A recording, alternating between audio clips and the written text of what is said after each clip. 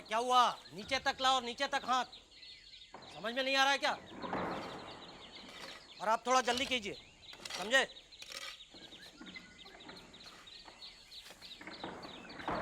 वहाँ वहाँ, हाँ, और नीचे लाइए।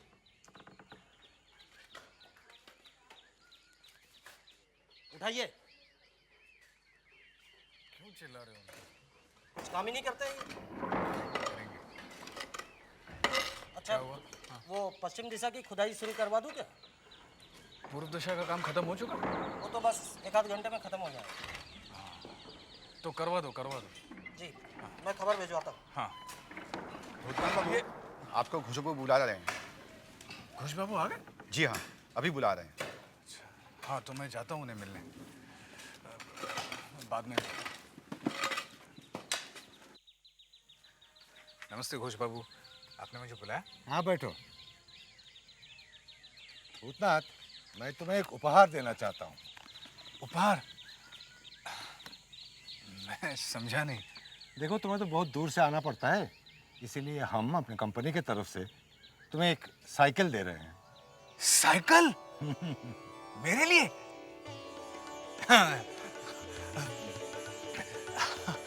आपको बहुत बहुत धन्यवाद। धन्यवाद क्यों? वैसे भी ये मेरा फर्ज बनता है, क्योंकि मैं तुम्हारे काम से बहुत खुश हूँ। आओ। ये साइकिल? हाँ मेरे लिए? हाँ। घोष बाबू, समझ में नहीं आ रहा मैं शुक्रिया अदा कैसे करूं आपका। अरे अरे, बहुत बहुत अच्छी साइकिल है। त्रिवेदी जी, आपको पता है घोष बाबू ने भूतनाथ बाबू को नई साइकिल दी है। क्या बकवास कर रहा है? हाँ।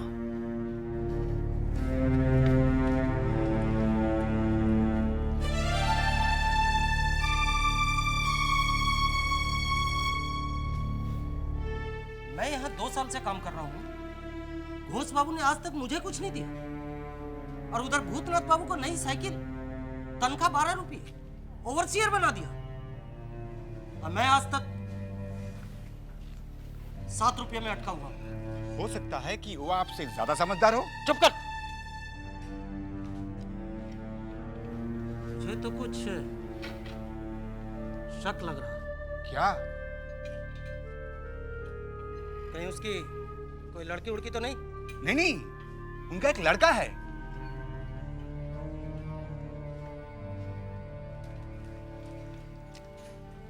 तब फिर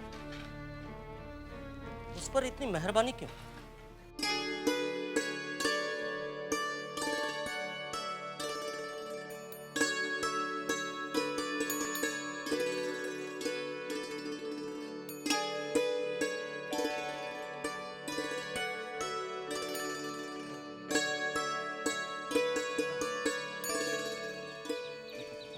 भूतनाथ बाबू,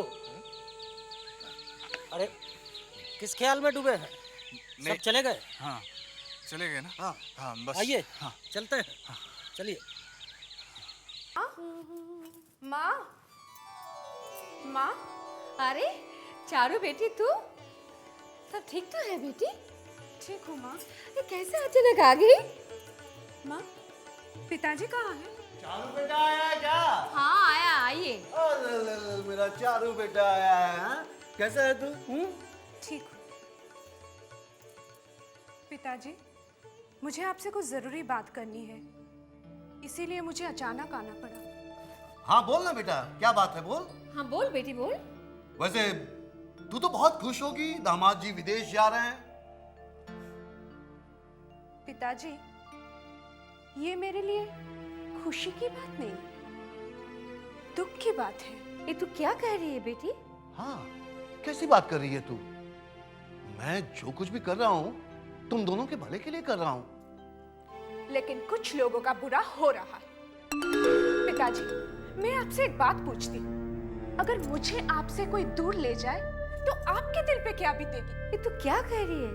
तू हमारी एकलौती बेटी है, तुझे अपने से दूर हम किसी भी कीमत पर नहीं कर सकते। वही तो मैं भी कह रही हूँ, वो भी तो अपनी माँ के इकलौते बेटे हैं। उन्हें अपने माँ से अलग मत करवाइए। लेकिन वो खुद विदेश जाना चाहते हैं। नहीं पिताजी, ये लालच उन्हें आपने दिया है। मेरा लालच सिर्फ इतना है कि मैं अपने दामाद की तरक्की देखना चाहता हूँ, बस। अगर कोई जिंदगी में तरक्की करना चाहता है तो वो कहीं भी कर सकता है। मैं आपके आगे हाथ जोड़ती हूँ, आप उन्हें विदेश मत भेजिए। मजली बहू रानी, नन्हे बाबू जो विदेश जा रहे हैं वो क्या बहुत दूर है? मुझे क्या पता, सुना तो है दूर है। विदेश जहाज से जाना पड़ता है। जहाज क्या बहुत बड़ा होता है? होता है। विदेश जाने के लिए शांत समुंदर पार करके जाना पड़ता है। वही जैसे गोरे लोग आते हैं, वही विदेश है। हाँ, मजली बहू रानी, मैंने भी एक गोरी औरत देखी थी। टमाटर जैसे लाल लाल गाल, नीली नीली आंखें और सुनहरे बाल, जरी के तार के जैसे। मुझे वो लोग बिल्कुल पसंद नहीं है। कपड़े कैसे पहनते, छी, पूरा शरीर दिखता है। उनसे तो हमारी औरतें ज्यादा खूबसूरत है। छोटी को देख, क्या खूबसूरत है। और बड़ी दीदी अपने जमाने में क्या दिखती थी। मजली बहू रानी, मैंने सुना है वहाँ की औरत हर वो काम कर सकती है जो मर्द लोग करते हैं, जैसे बाहर घूमना फिरना, घोड़े पर चढ़ना। तो हम लोग ऐसा क्यों नहीं कर सकते?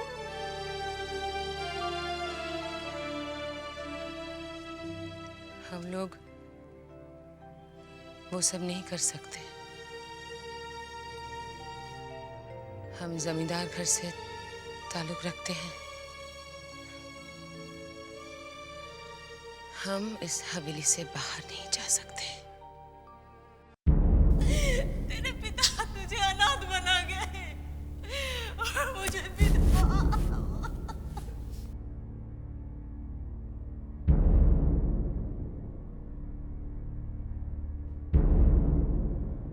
क्या खबर है? सरकार, नन्हे बाबू विदेश जा रहे हैं, किसी के रोकने से भी नहीं रुक रहे हैं।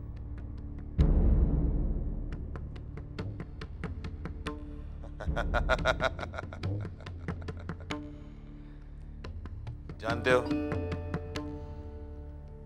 ये हमारी दूसरी जीत है। दूसरी। आज हमने उस हवेली की एक मजबूत ईंट को अलग कर दिया है। अब वो दिन दूर नहीं जब उस हवेली की नींव को भी हिला देंगे हम। उस हवेली को रेत के ढेर में बदलता हुआ देखना चाहता हूं मैं।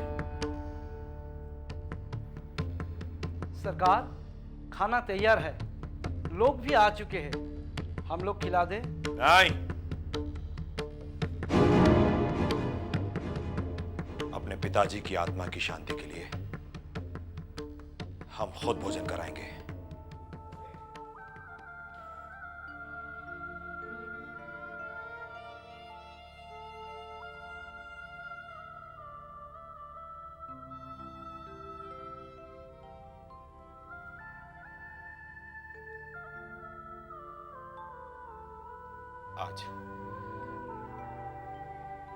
आज आपको गुजरे हुए पूरा 1 बरस हो गया पिताजी। और इस 1 बरस में मैं आपकी मौत को एक पल के लिए भी भुला नहीं पाया हूं पिताजी। एक पल के लिए नहीं भुला पाया। जब तक मैं आपकी मौत का बदला मछली बाबू से नहीं ले लूंगा, चैन से नहीं बैठूंगा। बहुत बड़ी कीमत चुकानी पड़ेगी मछली बाबू को आपकी मौत की। बर्बाद कर दूंगा मैं, आसानी से नहीं मारूंगा, बल्कि सिसक के मरने पर मजबूर कर दूंगा उन्हें। मजबूर कर दूंगा मरने पे।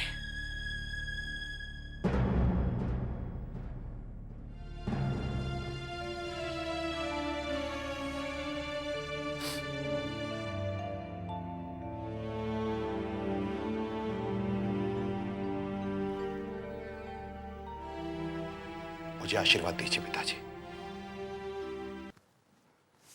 सरकार, आप कब जा रहे हैं? परसों। परसों? मतलब सिर्फ 3 दिन रह गए? हाँ, और देख कितना काम करने को पड़ा है। एक बार मधुसूदन में चला गया ना, लौट कर आऊंगा, सारे लोग मेरे आगे पीछे दौड़ेंगे। सरकार, जब आप वहां से लौट कर आएंगे तो खूब गटर पटर अंग्रेजी बोलेंगे। अरे मधुसूदन, जिस देश में रहना पड़ता है ना, वहाँ की भाषा बोलनी पड़ती है। क्या? तो क्या आप अपनी भाषा एकदम नहीं बोलेंगे? किससे बोलूंगा? पत्थरों से बोलूं? हाँ, वो तो है। सरकार, आप वहाँ खाएंगे क्या? क्यों? वहाँ खाना नहीं मिलता? नहीं मिलता तो है, लेकिन वो अंग्रेजी खाना मिलता होगा वहाँ।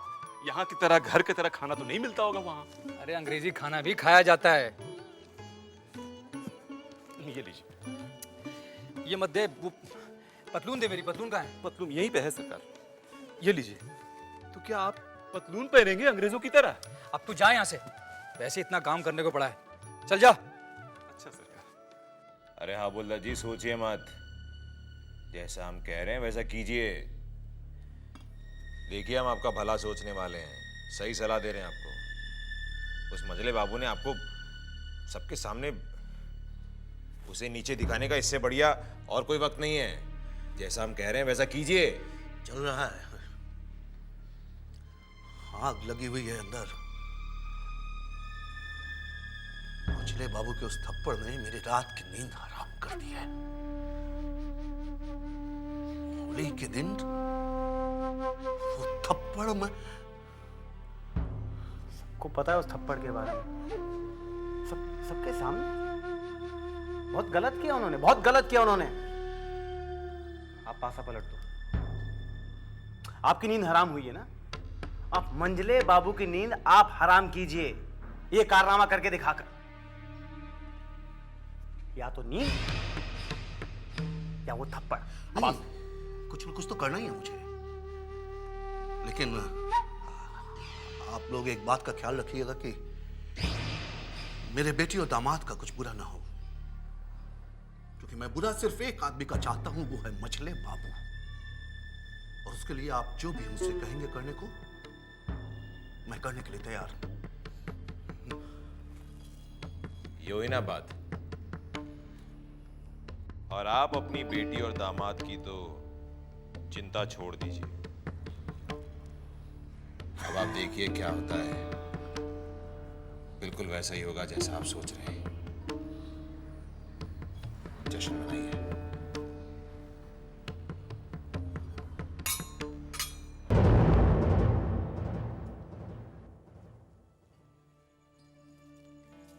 आप जाइए।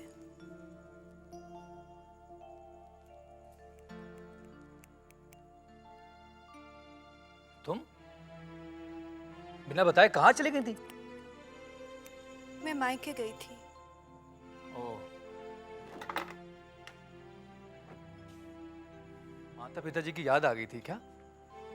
सब ठीक है ना? मैं ये नहीं चाहती कि पिताजी आपको विदेश भेजे।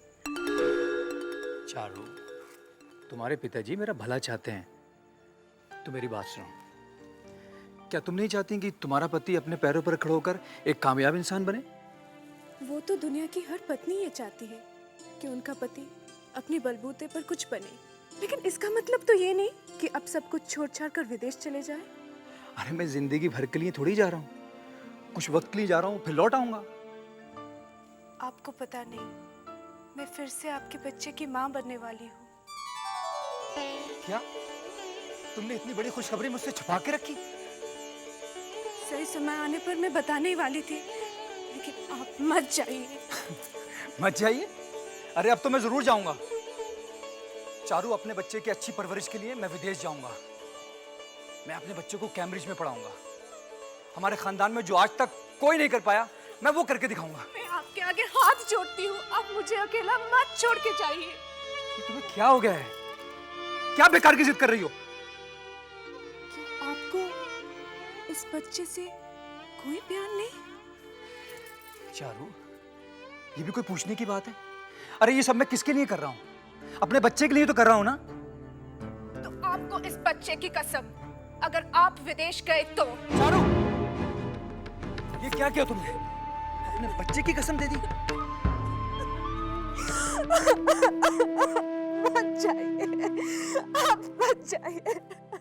दीदी, सिंधु, क्या है? अरे तू इतना चिल्ला क्यों रही है? एक खुशखबरी है, तुम भी सुनोगी तो तुम भी चिल्लाओगी। पकड़ो। अभी तक भी शराब की बदबू आ रही है। तू क्या ठीक से धोती नहीं क्या? छोड़ो ना दीदी, नई दुल्हन फिर पेट से है। सच? हाँ दीदी। अरे वाह, इतनी बड़ी खुशखबरी और किसी को पता नहीं। मैं अभी जाके मजली दुल्हन को खबर करती हूँ। चलो, अपने पूरी हवेली को ही बता देगी। हार हार हार, मुझे अपनी हार बिल्कुल पसंद नहीं है, खास तौर से उस हवेली के खिलाफ। आपको किसने कह दिया कि आप हार गए हैं?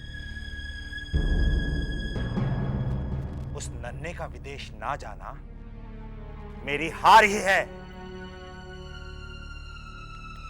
इस हार में ना आपकी जीत छिपी हुई है।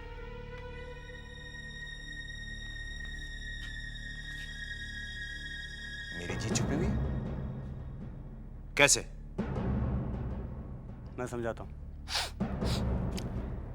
नन्ही जो है, ना समझ है, बच्चा है, जो करता है गलत ही करता है। थोड़ा बहुत उसे पहला लो, जिंदगी बदल देगा तुम्हारे लिए। क्यों? क्योंकि वो ना समझ है। अब इस पूरी कहानी में सिर्फ एक अंत मिल सकता है, और वो अंत आप और हम लिख सकते, और कोई नहीं लिख सकता। हवेली है तो क्या हुआ, लेकिन आप उस हवेली की कहानी बदल सकते हो, अगर आप चाहो तो। अब आप सोच लीजिए आप क्या करना चाहोगे उसके साथ। मुस्कुरा दीजिए, क्योंकि इसमें सिर्फ तुम्हारी जीत है। इस बार बहुत ध्यान रखना। यशोदा दुलाल जब किसी से कुछ छीन लेते हैं ना, तो उसे दुखी करने के लिए नहीं, बल्कि उसकी झोली में एक बेहतर खुशी डालने के लिए। कोई बचपना नहीं। हाँ, और कोई भारी चीज मत उठाना। सीढ़ियों से उतरना। हाँ, चाची मालूम है, सीढ़ियों से उतरना चढ़ना नहीं, खूब दूध घी खाना, इससे बच्चा तंदुरुस्त बनेगा, यही ना? और हाँ, झूले पर तो बिल्कुल ही मत चढ़ना। अरे तू तो ऐसे समझा रही है जैसे तू पहले 3-4 बच्चों को पैदा कर चुकी है। पहले माँ बन, फिर सलाह दे। देख, मैं अभी जिंदा हूँ, समझी? अपनी बहू को सारी ऊंच नीच मैं खुद सिखा दूंगी, तेरी जरूरत नहीं है। बड़ी दीदी, कभी तो मीठा बोल लिया कीजिए। क्या कहा तूने? चुप रह। सासू माँ, आपको तो पता है छोटी चाची को कोई बच्चा नहीं है, इससे वो कितना दुखी रहती है, तो फिर आप क्यों ऐसा कहती है? अच्छा, तो आजकल तू भी इन दोनों की भाषा बोलने लगी है, हाँ? न जाने इस हवेली को क्या होता जा रहा है, सबकी भाषा बदल रही है।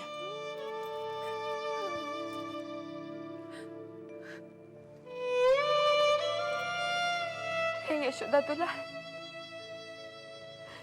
सुना है इस दुनिया में सब कुछ तेरी मर्जी से होता है। आज तक मेरी गोद सुनी है, तो ये भी तो तेरी ही मर्जी है। इसमें मेरा क्या कसूर है? सब मुझे क्यों ताने देते हैं? आज तक मैं दुख दर्द सहती आ रही हूँ, अब मुझसे ये ताने बर्दाश्त नहीं होते, नहीं होते।